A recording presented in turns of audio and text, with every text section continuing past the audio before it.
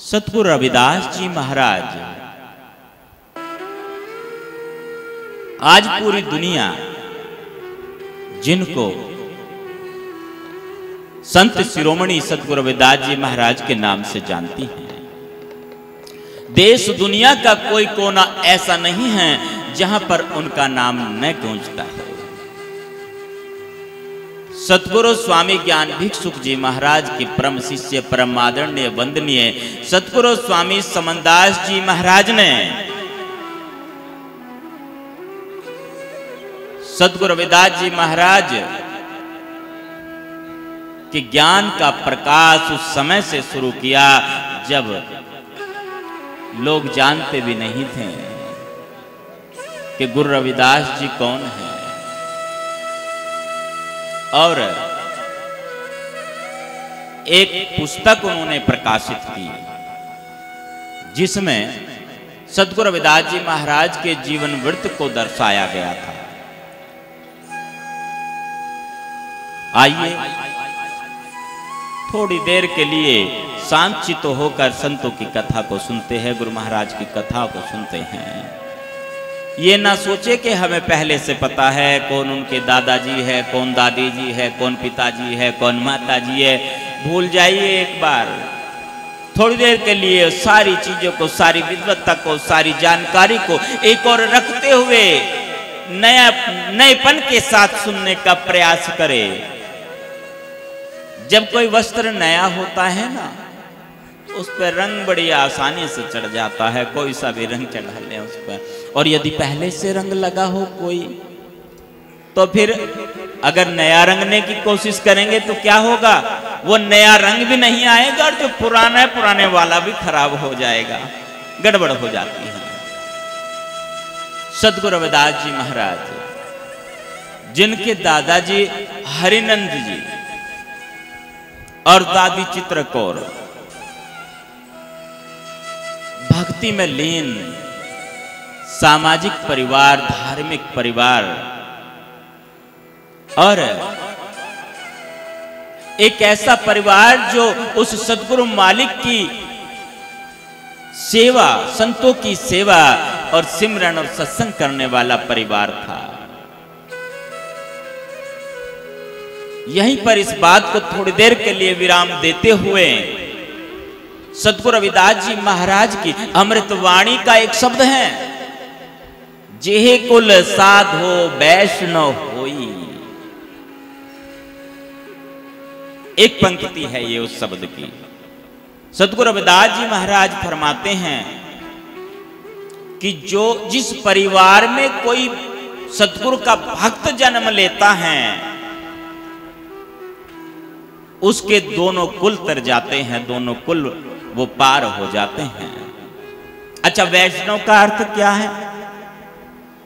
वैष्णव का अर्थ यहां सतगुरु रविदास जी महाराज बता रहे हैं कि जिसका आहार शुद्ध हो, जो नशा न करता हो, जो बीड़ी न पीता हो, जो भांग न पीता हो, जो तंबाकू न खाता हो, जो मदिरा का सेवन न करता हो, कच्चा पक्का किसी भी प्रकार का नशा न करता हो, जो मांस अंडे का सेवन न करता हो।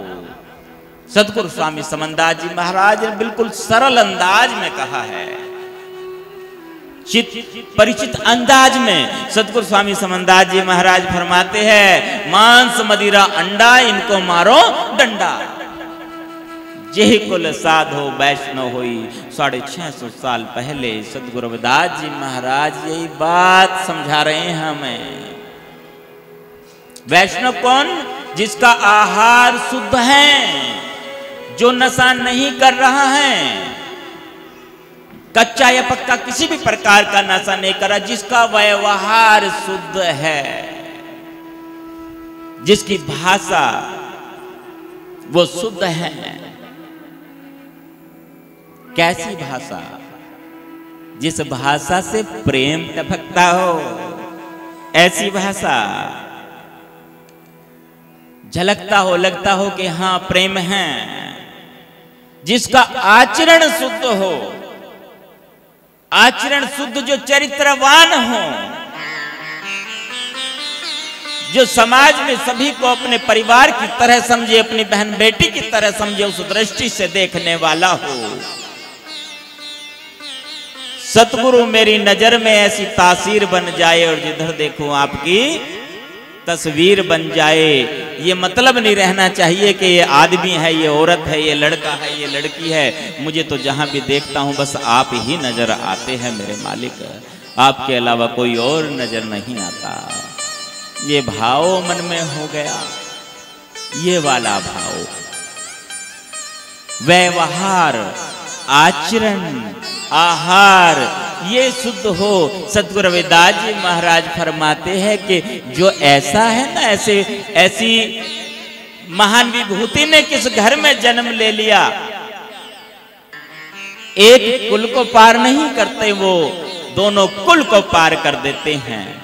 दो कुल कौन से? एक तो पितामह और एक मातामह वाला कुल। एक तो वह कुल जिसमें उसका जन्म हुआ है, पिताजी वाला कुल, दादाजी वाला कुल, और एक वह कुल जहां उसके मामा है, नाना नानी है, दोनों कुल पार हो जाते हैं। एक और बात है,